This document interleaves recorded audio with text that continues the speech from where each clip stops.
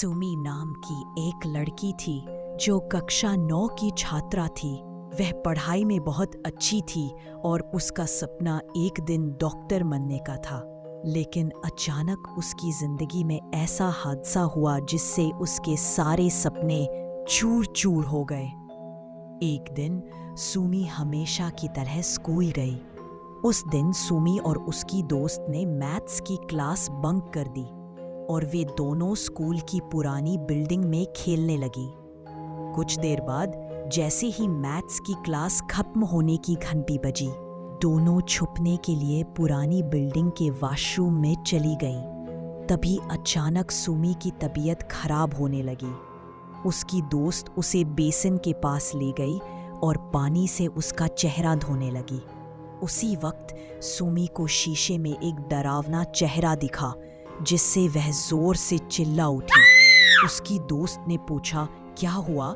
सुमी बोली, कोई था, शीशे में बहुत डरावना चेहरा दिखा। उसकी दोस्त ने सोचा कि सुमी उसे डराने के लिए ऐसा कह रही है, लेकिन सचमुच डरी हो। दोनों बाहर निकलने लगी तो सुमी को किसी ने नाम लेकर पुकारा। आवाज फिर से वॉशरूम के शीशे से आ रही थी। सुमी डर के बावजूद शीशे के करीब पहुंच गई और उसी डरावने चेहरे को दोबारा देखा। तभी जोर की चीख सुनाई दी।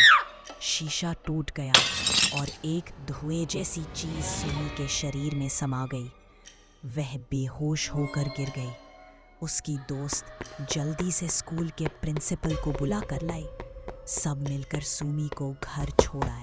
इसके बाद सुमी को तेज बुखार हो गया और इलाज के बावजूद उसका बुखार ठीक नहीं हुआ। कुछ दिनों बाद उसे बुखार से राहत तो मिली, मगर उसका व्यवहार अजीब हो गया। दिन में वह शांत रहती, पूरे दिन सोती, लेकिन रात में उसकी आंखें खुली रहती और वह अजीब अजीब हरकतें करती। कभी बाहर निकल जाती, कभी नदी किनारे पहुंच जाती। रात को वह जोर जोर से चीखती, अपने माता पिता पर चिल्लाती, घर का सामान फेंकती, कच्चा मांस और मछली खाने लगी। घबराकर सुमी के माता पिता उसे मंदिर के पंडित के पास ले गए। उन्होंने देखा और कहा कि वह इसे ठीक नहीं कर सकते, बल्कि अपने भाई के पास जो एक सिद्ध तांत्रिक है वहां ले जाए। सुमी के पिता तांत्रिक बाबा से मिले और सब कुछ बताया।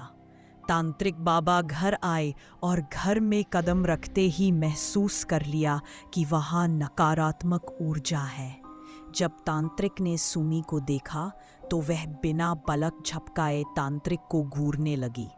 तांत्रिक ने पूछा, क्यों आया है इस लड़की के पास? आवाज आई, मैं नहीं, वह खुद आई थी मेरे पास। तांत्रिक ने आदेश दिया, छोड़ दे इस लड़की को। आवाज आई, नहीं छोड़ूंगा, अब ये मेरी है। तांत्रिक ने मंत्र पढ़ना शुरू किया, जिससे सुमी चीखने और तड़पने लगी। उसकी आंखों से खून निकलने लगा। मंत्र के बाद तांत्रिक ने उसके ऊपर गंगा जल छिड़का। धुएं जैसी चीज उसके शरीर से निकल गई और वह शांत हो गई। कुछ देर बाद उसे होश आ गया। फिर तांत्रिक ने उसकी कलाई में एक ताबीज बांध दी। बाद में तांत्रिक ने सुमी के पिता को बताया कि सुमी के भीतर एक जिन समा गया था जो उसे अपने साथ ले जाना चाहता था।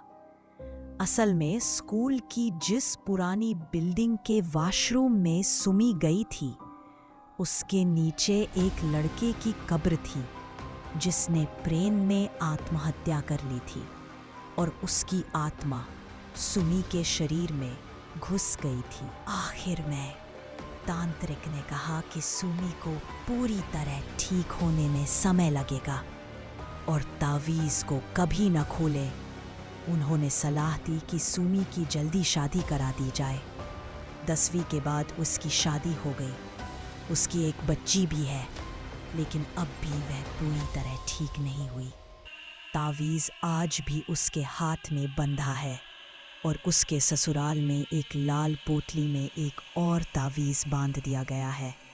सुमी अकेले कहीं नहीं जाती, कोई ना कोई हमेशा उसके साथ रहता है।